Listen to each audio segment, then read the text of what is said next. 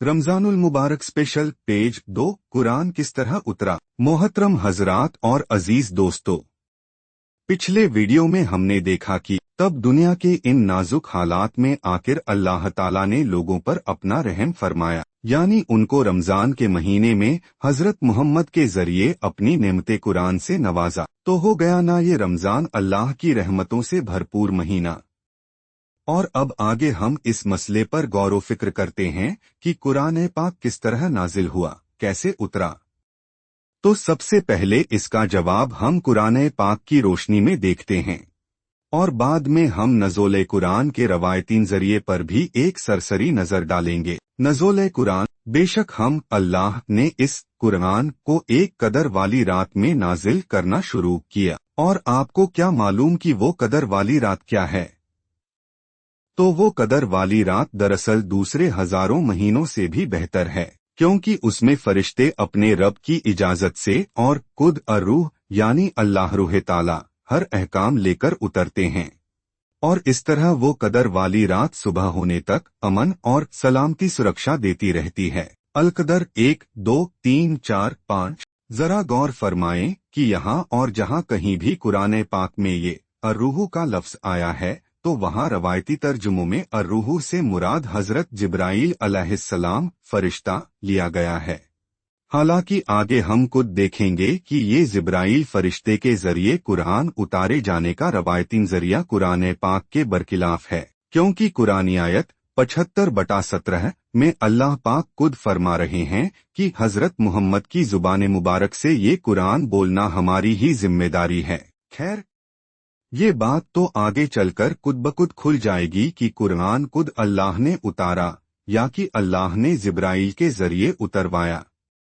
लेकिन फिलहाल हम इस सवाल के जवाब की तरफ बढ़ रहे हैं कि अल्लाह ताला ने रमजान के महीने की उस कदर वाली रात में पैगंबर हजरत मोहम्मद पर ये कुरान किस तरह उतारना शुरू किया था। पाक है वो हस्ती जो एक कदर वाली रात में अपने बंदे हजरत मोहम्मद को मस्जिद हराम यानी खाना काबा से मस्जिद अक्सा यानी शहर के परले किनारे वाली मस्जिद तक ले गया, जिसके माहौल में हमने बरकतें रखी हैं ताकि हम अल्लाह उस रसूल पाक को अपनी आयतें निशानियां दिखाएं। बेशक वो अल्लाह सब कुछ सुनने और देखने वाला है।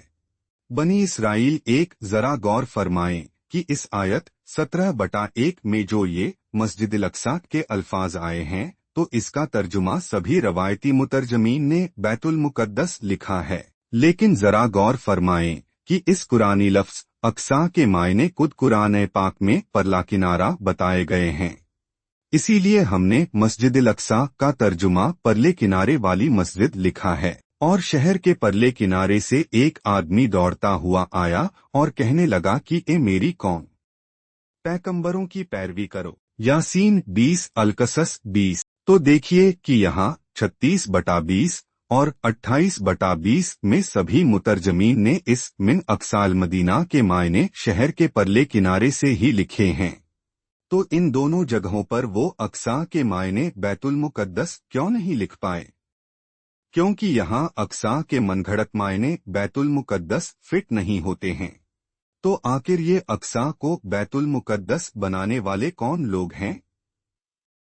जाहिर है कि ये यहूदियों और ईसाइयों के अलावा और किसकी साजिश हो सकती है, क्योंकि रसूल पाक के बाद यही लोग तो मुसलमानों को तोड़ने और गुमराह करने के लिए उनमें घुसे और उन्हें अपनी दिलफरेब हदीसों के जरिए पारा पारा और गुमराह कर डाला। मगर हम हैं कि अभी तक आंखें बंद किए उन्हीं की दिलफरेब हदीसों और उनसे मुतासिर तर्जुमों तफसीरों ही की पैरवी किए चले जा रहे हैं।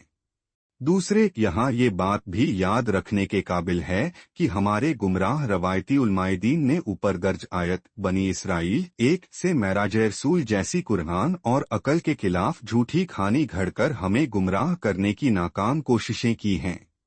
हालांकि मज़कूरा आयत 17/1 साफ साफ नज़ोल कुरान की इब्तिदा पर रोशनी डालती हुई नजर आ रही है। चुनाचे कुरान पाक से साबित है कि मस्जिद अक्सा के सही मायने परले किनारे वाली मस्जिद थी हैं, जो कुरान पाक के मुताबिक कहीं मक्का शहर की आबादी से दूर परले किनारे पर मुकीम थी। बाकी इंशाअल्लाह अगले वीडियो में